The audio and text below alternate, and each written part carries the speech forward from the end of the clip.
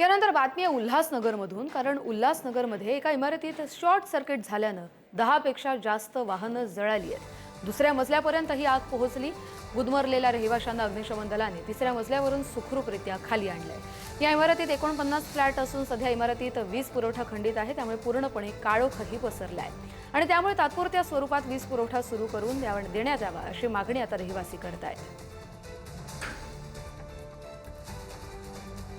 हे दृश्य आपण पाहतोय कशा पद्धतीने या सगळ्या रहिवाशांचं रेस्क्यू ऑपरेशन राबवलं जात आहे। शॉर्ट सर्किट झाल्यानं जवळपास दुसऱ्या मजल्यापर्यंत ही आग पसरली आणि त्यामुळे धूर पसरला। धुरामुळे श्वास घेण्यास त्रास झाला, त्यामुळे गुदमरल्याचा त्रास झालेल्या सगळ्याच रहिवाशांना इमारतीतून बाहेर काढलं गेलंय।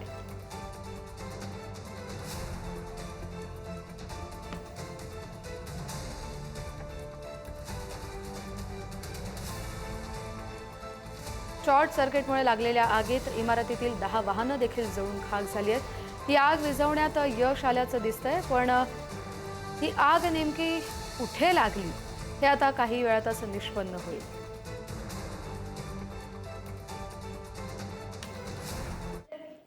उल्हासनगर महापालिकेची इमारतच धोकादायक अवस्थेत आहे। स्ट्रक्चरल ऑडिटमध्ये मुख्यालयाची इमारत धोकादायक असल्याचं स्पष्ट झालंय।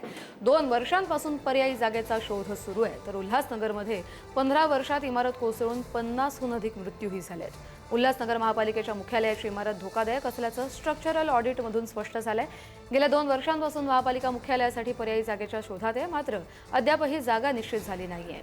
शहरात गेल्या 15 वर्षात स्लॅब आणि इमारती कोसळून 50हून अधिक नागरिकांचा मृत्यू झाला आणि त्यामुळेच नागरिकांच्या सुरक्षेची जबाबदारी असलेल्या महापालिकेचंच मुख्यालय धोकादायक असल्यानं प्रशासनाच्या कारभारावर प्रश्नचिन्ह उपस्थित झालं आहे।